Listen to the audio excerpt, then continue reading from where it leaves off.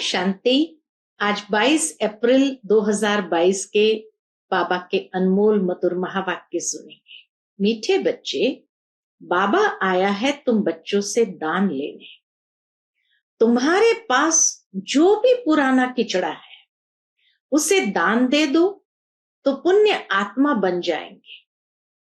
आज की मुरली से प्रश्न है, पुण्य के दुनिया में चलने वाले बच्चों प्रति बाप की श्रीमत क्या है?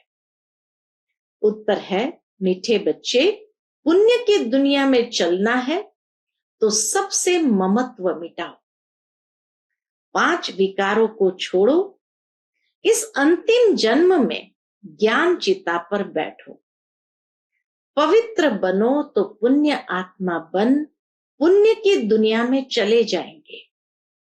ज्ञान योग को धारण कर अपनी दैवी चलन बनाओ, बाप से सच्चा सौदा करो।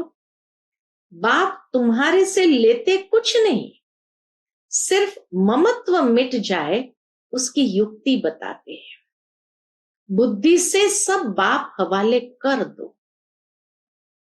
आज की मुरली से पहले गीत बजा है, इस पाप की दुनिया से दूर कहीं ले चलो जहां सुख चैन।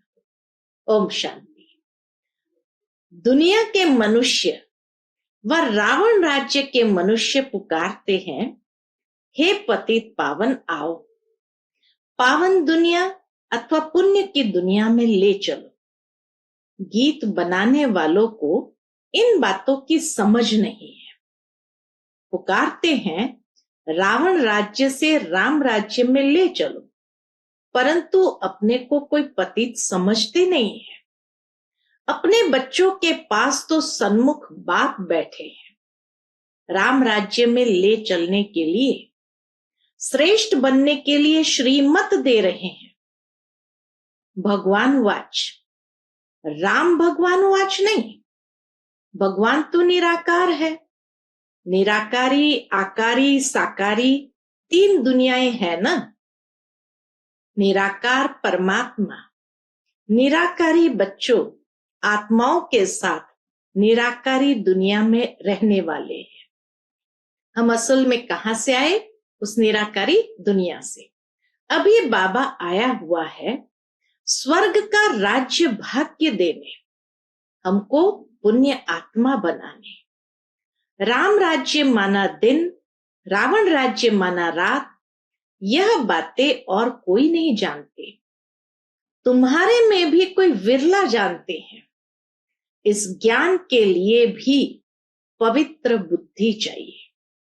कहते हैं ना, शेरनी का दूध सोने के बर्तन में रहता है।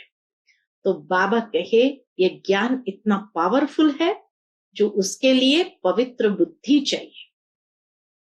मूल बात है याद की। अच्छी चीज हमेशा याद रहती है। तुमको पुण्य क्या करना है? तुम्हारे पास पुण्य क्या करना है? तुम्हारे पास जो किचड़ा है वो मेरे हवाले कर दो। मनुष्य जब मरते हैं तो उसके बिस्तर, कपड़े आदि सब करनी घोर को देते हैं। वह दूसरे किस्म के ब्राह्मण होते हैं। अब बाबा आया है तुम्हारे से दान लेने के लिए। ये पुरानी दुनिया है, पुराना शरीर, सब कुछ सड़ा हुआ है। यह मुझे दे दो और इससे ममत्व मिटाओ। जब तक देंगे नहीं तब तक ममत्व मिटेगा नहीं। बल 10-20 करोड़ है, परंतु बाप कहते हैं इनसे बुद्धि निकालो, बदले में तुमको सब कुछ नई दुनिया में मिलेगा। कितना सस्ता सौदा है, कितना यह सस्ता सौदा है। बाप कहते हैं जिनमें मैंने प्रवेश किया, ब्रह्मा बाबा, उसने सब सौदा किया। अब देखो उसके बदले कितना राज्य भाग्य मिलता है। कुमारियों को तो कुछ देना ही नहीं है। वर्षा मिलता है बच्चों को तो उनको मिल्कायत का नशा रहता है। आजकल स्त्री को हाफ पार्टनर थोड़ी बनाते हैं, सारा बच्चों को ही देते हैं। पुरुष मर जाता है तो स्त्री को कोई पूछता भी नहीं। यहां तो तुम बाप से फुल वर्षा लेते हो। यहां तो कोई मेल फीमेल का सवाल ही नहीं, सब वर्षे के अधिकारी है। माताओं कन्याओं को तो और ही हक जास्ती मिलता है, क्योंकि कन्याओं का लौकिक बाप के वर्षे में ममत्व नहीं है। वास्तव में तुम सब कुमार कुमारियां हो गए। बाबा कहे वास्तव में तुम सब कुमार कुमारियां हो गए। बाप से कितना वर्षा पाया है। एक कहानी है, बाबा को वो कहानी याद आती है। एक बार राजा को 3 बेटियां थी। तो राजा ने बच्चियों से पूछा, किसका खाती हो? तो एक ने कहा, अपने भाग्य का। दो बच्चियों ने तो कहा, आप जो खिलाते वही हम खाते हैं। लेकिन एक ने कहा, अपने भाग्य का। तो राजा ने उसको निकाल दिया। वह बाप से भी शाहूकार हो गई। कहा जाता उसको निकाल दिया। जंगल में भटक रही थी तो एक राजकुमार ने देखा और उसको बहुत पसंद आ गई, तो उसको लेके गया, उससे शादी किया, तो उससे भी शाहूकार हो गई। तो वह बाप से भी शाहूकार हो गई। बाप को निमंत्रण दिया, पूछा अब किसका खाती हूं देखो। तो बाप भी कहते हैं, बच्चे तुम सब अपनी तकदीर बनाते हो। पुरुषार्थ से नई दुनिया के लिए हम भी अपनी तकदीर बनाते हैं। फिर बाबा कहे, दिल्ली में एक ग्राउंड है, नाम रखा है रामलीला ग्राउंड। वास्तव में नाम रखना चाहिए रावण लीला, क्योंकि इस समय सारे विश्व में रावण लीला चल रही है। बच्चों को रामलीला ग्राउंड लेकर उसमें चित्र लगाने चाहिए। एक तरफ राम का चित्र हो और नीचे बड़ा रावण का भी चित्र हो, बहुत बड़ा गोला हो। बीच में लिख देना चाहिए, यह राम राज्य, यह रावण राज्य। तो समझ जाए देवताओं की देखो कितनी महिमा है। सर्वगुण संपन्न, सुले कला संपूर्ण, आधा कल्प है कलियुगी भ्रष्टाचारी रावण राज्य, उसमें सभी आ जाते हैं। अब रावण राज्य का अंत तो राम ही करेंगे। रावण राज्य का अंत कौन करेगा? शिव बाबा राम ही करेंगे। इस समय राम लीला है नहीं, सारी दुनिया में रावण लीला है। राम लीला होती है सतयुग में, लेकिन सभी अपने को बड़ा अक्लमंद समझते हैं। श्री श्री का टाइटल रखाते हैं। ये टाइटल तो है निराकार परम पिता परमात्मा का, जिस द्वारा श्री लक्ष्मी नारायण भी राज्य पाते हैं। अब बाबा आया है तुमको भक्ति रूपी अंधकार से छुड़ाकर सोजरे में ले जाते हैं। जिनमें ज्ञान योग होगा उनकी चलन भी दैवी होगी। आसुरी चलन वाले किसका भी कल्याण नहीं कर सकते। झट मालूम पड़ जाता है इसमें आसुरी अवगुण है या दैवी गुण। अभी तक कोई संपूर्ण तो है नहीं, अभी बनते जाते हैं। तो बाबा तो दाता है, तुमसे क्या लेंगे? जो कुछ लेते हैं वह तुम्हारी सेवा में लगा देते हैं। बाबा ने इनको भी सरेंडर कराया। भट्ठी बनानी है, बच्चों की पालना करनी है। पैसे बिगर इतनों की पालना कैसे होगी? पहले बाबा ने इनको अर्पण कराया, फिर जो आए उनको भी अर्पण करवाया, परंतु सभी की एक रस अवस्था तो बनी नहीं। बहुत चले भी गए। बाबा कहे, कहानी है ना बिल्ली के पुंगरों की कहानी। नंबरवार पुरुषार्थ अनुसार सब पक्कर निकले। बाबा तो पुण्य की दुनिया में ले चलते हैं, सिर्फ कहते हैं 5 विकारों को छोड़ो, हम तुमको प्रिंस प्रिंसेस बनाएंगे। ब्रह्मा का साक्षात्कार घर बैठे बहुतों को हो जाता है। वहां से लिख कर भेज देते हैं। क्या भेज देते हैं? बाबा, हम आपके बन गए हैं, हमारा सब कुछ आपका है। बाबा कुछ लेते नहीं। बाबा कहते हैं सब कुछ अपने पास रखो।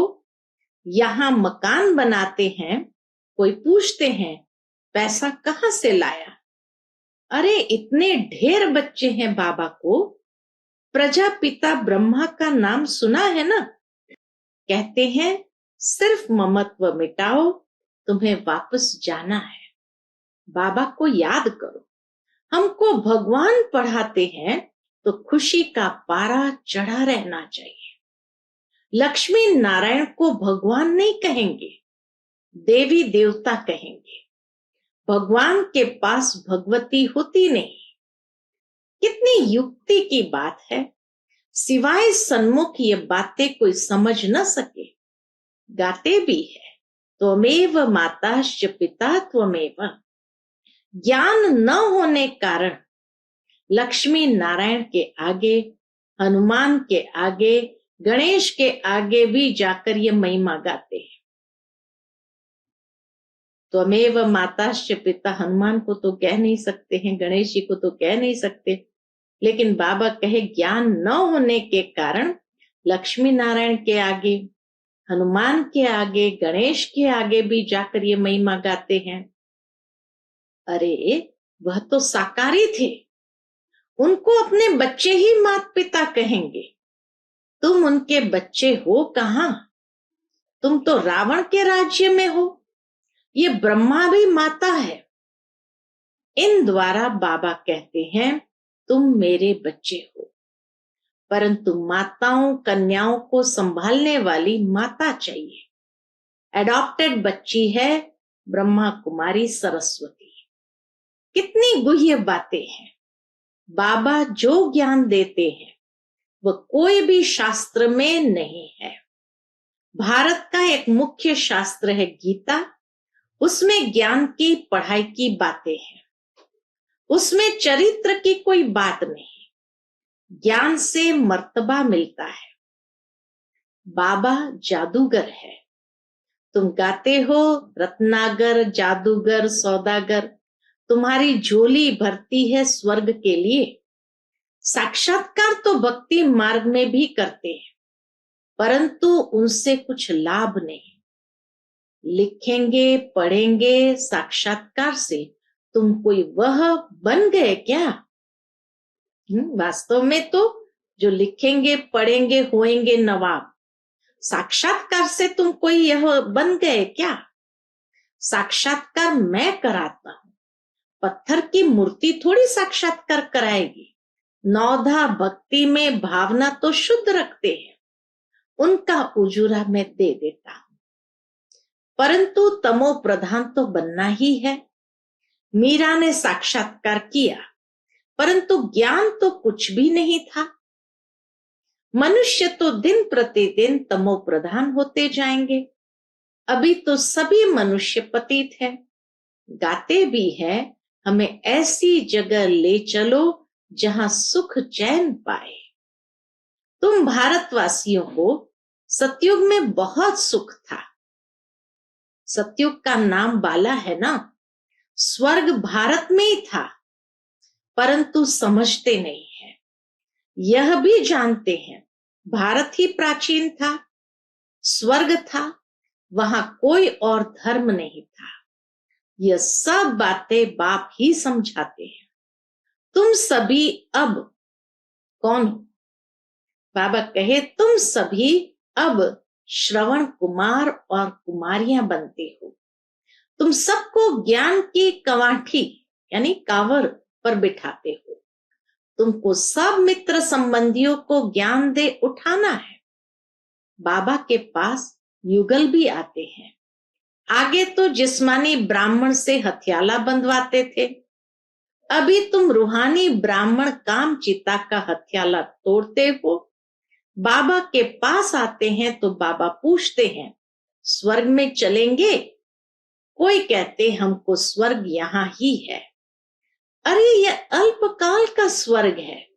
मैं तुमको 21 जन्म के लिए स्वर्ग दूंगा। परंतु पहले पवित्र रहना पड़े। पहले पवित्र रहना पड़ेगा। बस इसी बात में ढीले पड़ जाते हैं। अरे बेहद का बाप कहते हैं तो ये अंतिम जन्म ज्ञान चिता पर बैठो। तो देखा जाता है स्त्रियां झट आ जाती है। कोई फिर कहती है पति परमेश्वर को नाराज कैसे करे। बाबा के बने तो कदम कदम पर श्रीमत पर चलना पड़े।